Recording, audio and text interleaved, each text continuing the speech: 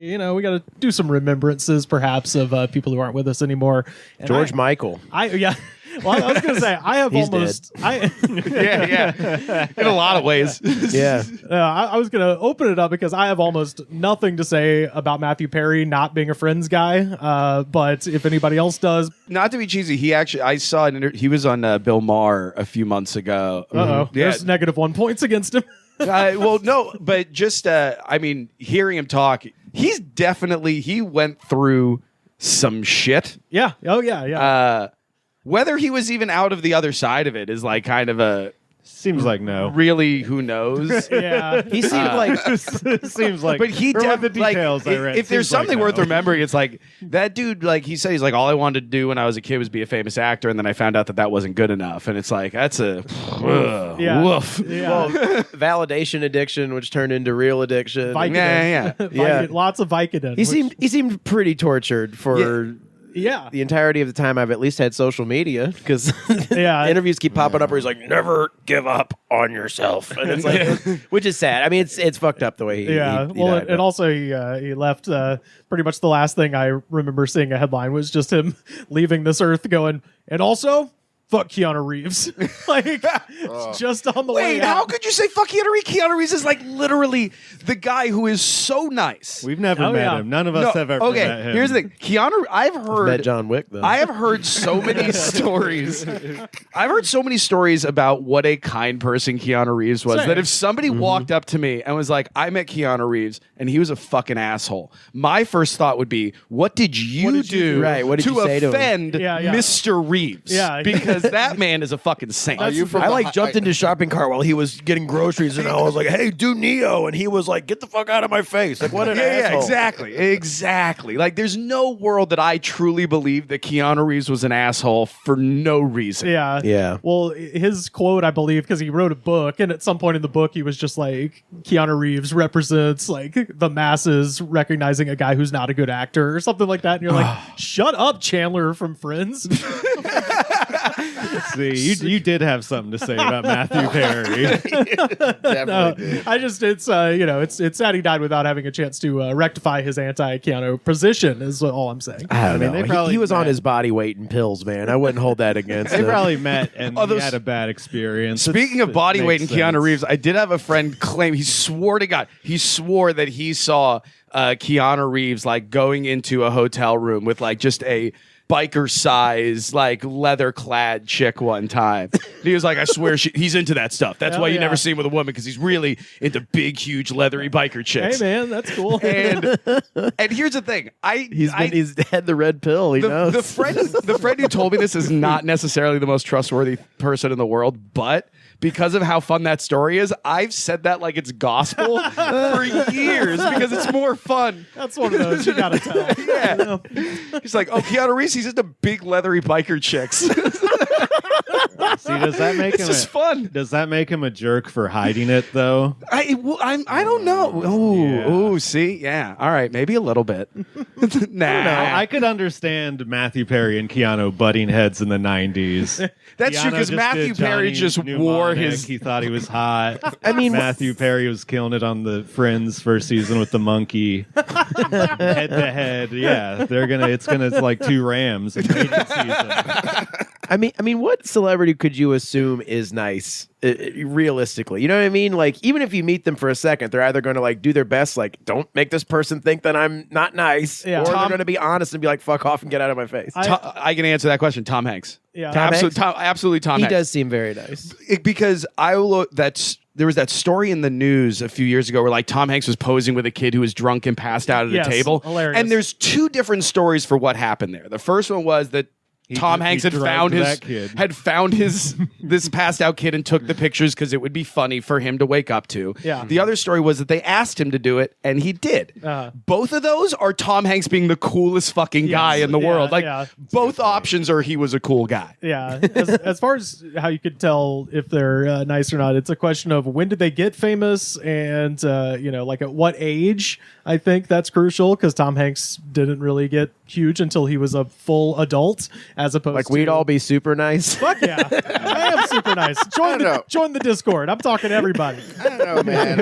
I always zag with the super nice guy thing. Yeah. It's like, look, there's so many celebrities you don't know how they are, period. Yeah. There isn't a bunch Right. of PR for how they're good or bad. I trust that way more than the people with the giant PR firm Yeah. telling you every time they fucking take a picture with a kid, or fucking Bill Murray. Bill Murray's went awry because people started being like, these are too many of these stories, and Yes. you seem to be the invading force. You Yeah, seem yeah. to be Well, manifesting. but then there were these- also Seems like a psycho. But then with Right, Bill Murray, right. there were also then the stories of him being a complete and utter asshole. Like Bill Murray definitely just seems like the most bipolar of all the stories. Right. You're either going to get the nicest, coolest thing in the world happening to you, or Bill Murray's going to make you cry. Yeah. He's gonna. What's all like public perception? Like, here's an example. Like Bryan Cranston seems nice, right? And again, did not get famous. till Yeah, he was didn't get much famous older. until he was like 68 years old. Yeah. But there's like so many ads of him and Jesse Pinkman's tequila company that Yeah. I'm like, he's just drunk. Guy is just drunk all the time.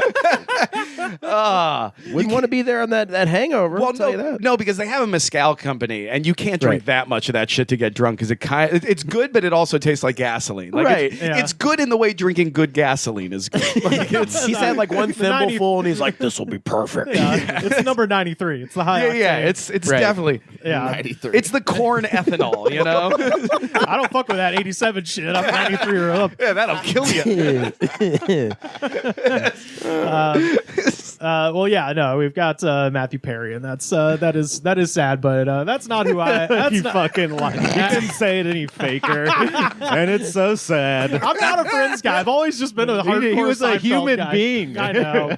I don't know what that matter is. if By you the way, like though, that is Friends. true. You were either a Seinfeld friend or a Friends fan. Yeah. But the weird thing was, if you loved one, you fucking hated the other. Yeah. I you am just in I that. don't know why I they were like on them both. right after each other. I didn't know any better. You're wrong. Okay. I was a child. I didn't was know any also a better. child, and I was like, this show sucks ass. I was like, "Where's the?" It sorry. was better with the monkey, but I'll still watch it. Yeah, that little kid reviews. It was better with the monkey. I was more of just like a Dharma and Greg person. That's a good one too. no. Good one. I They like used to call me Suddenly Susan Glascock.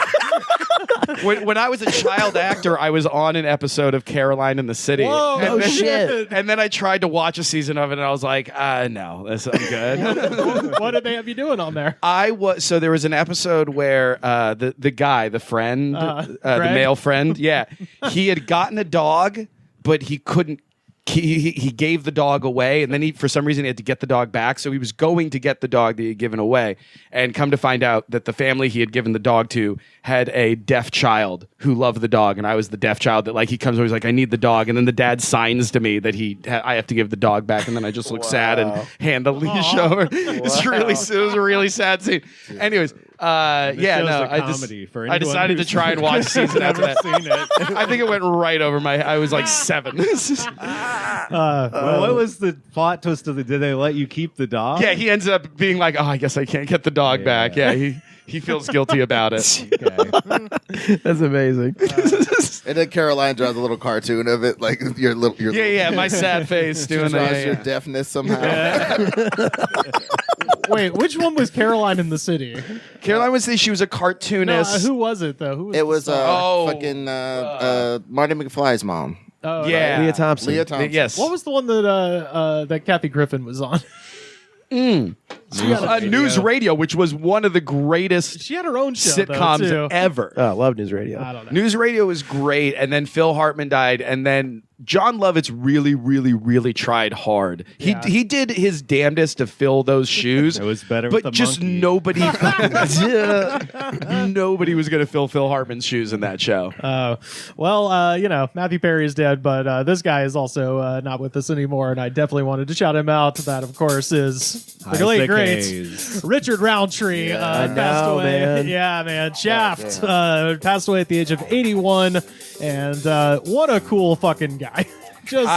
Anytime he pops up in anything, he's like the district attorney in Seven. You know, he just pops up and Dude, stuff, he and you're was like, he holy was the shit! vice principal in Brick, right? Yeah, that's right. Yeah, He was the lead on a Damon Wayans show that my dad worked on called 413 Hope Street. Oh, It only ran for a season, and then it got pulled for political reasons because Damon got into a fight with the network. Oh shit! But I got to hang out on set with Richard Roundtree. He was no shit. He was Shaft. Yeah, like the man Just cool was as fuck. not just cool as fuck.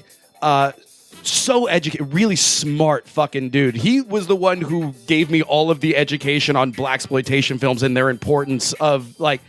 The man was truly a fucking special human being. Yeah, Absolutely. Yeah, I was kind of reading a little bit about him this morning. He started off his career doing modeling for Salem Cigarettes and Duke's Hair Grease. Well, he was a sexy Oh, motherfucker. exactly. He was a sexy motherfucker. And then was on an off Broadway production of The Great White Hype in 1967. But Shaft is basically that's his big screen debut. That was the first thing. So just out the gate. Wow. And that movie, it's probably been about 10 years since I've seen it, but my God, it's so fucking cool. It's like it's still watch it now. It's awesome. And directed by Gordon Parks, who really is like a guy that almost deserves his own episode. He had such a fascinating fucking life, but he turned a $500,000 movie into $12 million. So that was the Dude, Shaft. it's like a perfect storm. It's the apotheosis of blaxploitation. Like it's that or Superfly.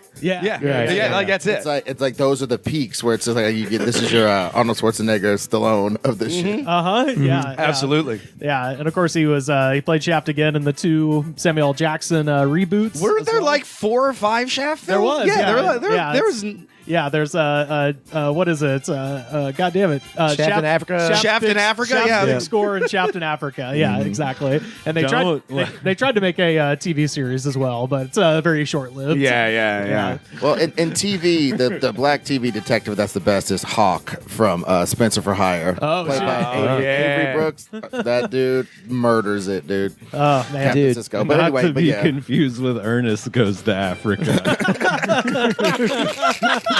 wait, maybe that's the one I saw. which does not age well. It is not a Shaft movie. No. Ernest I is just a sex realized I machine. thought the first time that I ever got to operate a film camera live was filming Richard Roundtree in a scene from 413 Hope Street. Because I always loved camera department, so I would always just sit there. I'm like a young kid, and one of the times the guy was like, "You want to operate B camera for this take?" Wow. So I was operating the medium shot on Shaft. Holy I didn't even my think about God. that till right now. That is the first time I have touched a real film camera and operated it. God, dude, God, that dude. fucking Was- rocks, man. Was with that fucking legend. He was a big man. He was Yeah. yeah, big yeah, in stature. Fucking, he was like built like a brick shithouse. Yeah, He always looked like it, but you never know with the camera. Yeah. No. He really and hilarious too. Yeah. If there was a chance for him to try and get the crew to laugh pre-action or post-cut, he was absolutely going to take it. oh Damn. hell yeah. Who is he in Seven? Is he He's like the district attorney. That's right. That's gonna bring the fucking hammer down on John Doe. But no, I did want to mention the final line of Shaft is so fucking great, where he goes into the phone booth and he calls the actual cop, because Shaft is a private dick who's a sex machine for all the chicks, of course. He calls the actual cop and he's like, "I just busted your case wide open." And the cop says, "You should close it." He says, "You close it yourself, shitty." Hangs up the phone and just starts laughing like a maniac. Disappears into the night. It's like the coolest ending for a movie. I've really accomplished nothing. Well, I mean, in that way, it's very much like Indiana Jones. Yes. You know? Yeah. But no, when I was reading about him today, it's one just interesting fact. He was a big spokesman for the Susan G. Komen Foundation, because he actually beat breast cancer himself. In the early yeah. 90s. I He was had breast cancer? He's like one of the Yeah. few men, like probably the only famous guy ever, I think. Well, he was so cool. He like beat that. You know what I mean? Yeah. In regards Yeah. to like that's lame. You got lady disease. Motherfucker Shaft got it. yeah, What you yeah, gonna say? yeah, that's right. But yeah, like I said, he and he's a bad mother. Shut your mouth. yeah. So yeah, I wanted to make note of Richard Roundtree's passing, because as far as just I didn't- all-time cool guys. I Yeah. mean, right near the fucking top. God, I didn't even realize he was that old, man. yeah, 81, 81 years old. That means when I met him, he was in his like late 50s. He didn't even look that up, man. He looked good. That man looked good. yeah, fuck yeah. So anyway, R.I.P. Richard Roundtree. We'll Hell yeah. see you on the other side of that phone booth. Close it man. yourself, shitty. Shitty. Love it. I got a little misty thinking about Richard Roundtree right now. God damn. I mean, what a cool guy.